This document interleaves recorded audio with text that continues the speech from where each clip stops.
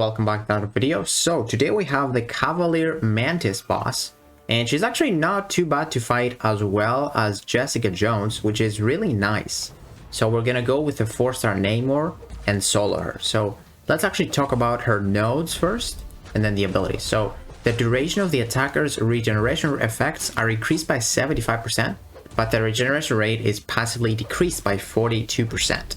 This ability does not affect regeneration effects against or gain from masteries. So as you can see, we're actually taking more damage. Not now because we have the disorient, but if the disorient runs out, we will be not healing as much because of that node. Then we have the lovely Foresight node. This gives us 200% more attack for 5 seconds whenever we're intercepting the opponent. That is why this fight is going to be super fast. Then Bob and Weave, the attackers, the defender's attacks are guaranteed crits. So this counts even through the blocks. She's gonna hurt a lot. And then Kick Names. While Mantis Ecrochic Sleep is active, the attacker receives a 25% potency debuff, and it does not stack. And then all of your abilities have 200% more chance to activate. So here, what you really have to be careful about Mantis is you really don't want her to throw special ones.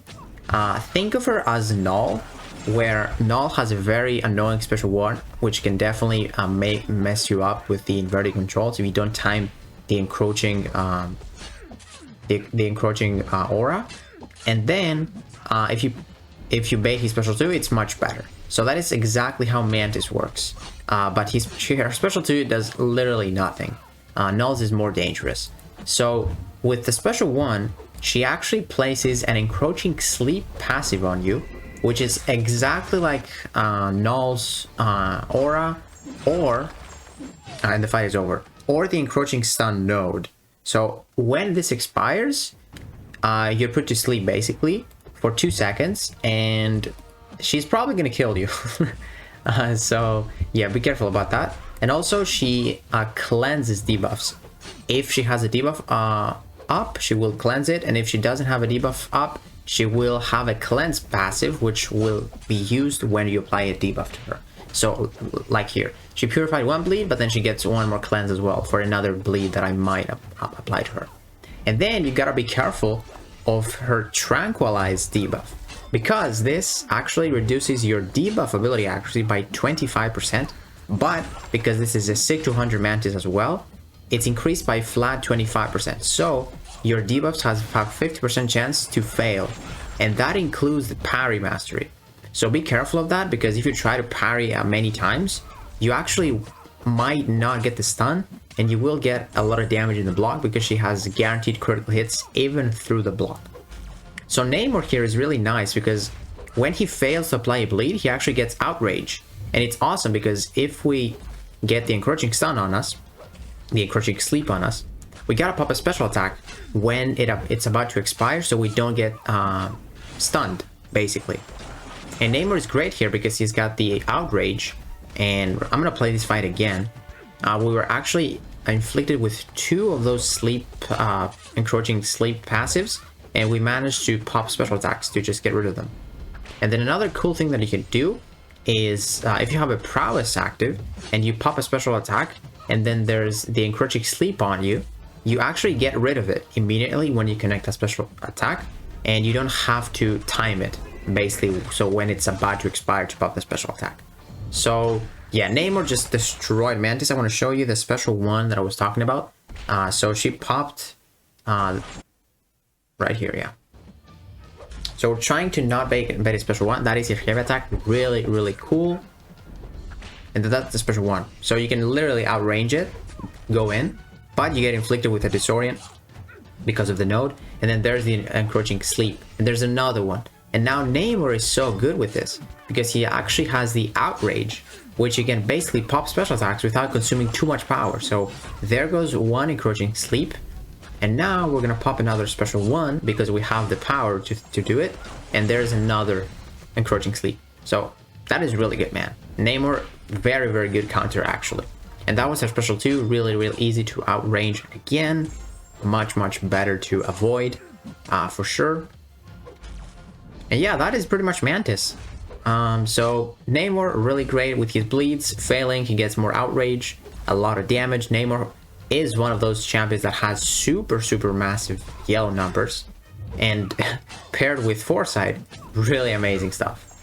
So yeah, we're gonna race up to our special 2, and then she's gonna die for the 3rd time. So yeah, that is really much it. That's pretty much it that you have. Be careful with Mantis. Also, her Cave attack, she gets those Furies, but don't really worry about it. It's nothing too crazy.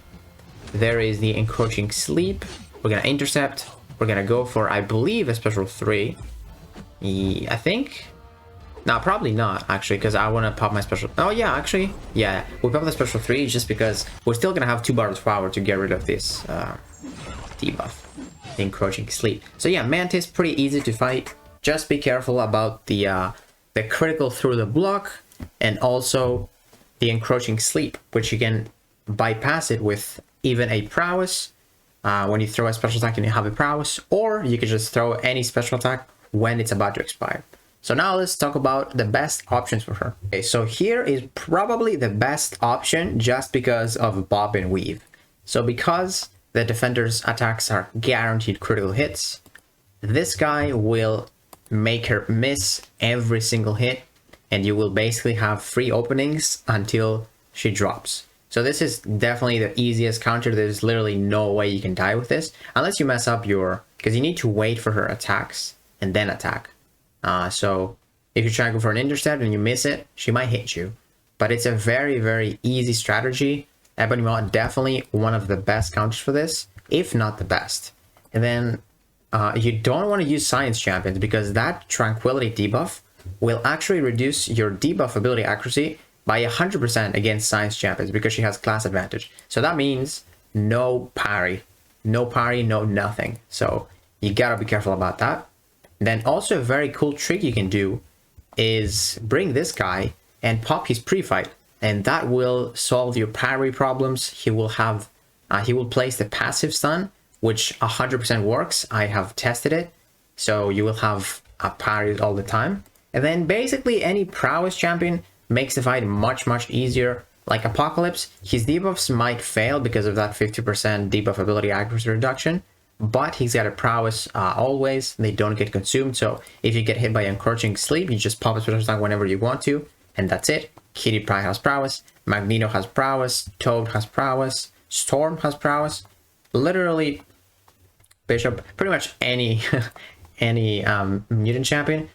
You could try and Archangel her. It will be a little bit tough. However, I don't know how it's gonna work, because Archangel's ability actually cannot be reduced. So maybe he will apply all those debuffs. But I'm not sure. I would assume you can do that. But yeah, man, that's gonna do it for this video. Mantis, not the hardest boss, which is really nice. She's a skill, she's a skill champion right here. And yeah, that is pretty much it. Hopefully this video helps you take her down. And if it did, please give it a like, subscribe, and I will see you in the next one.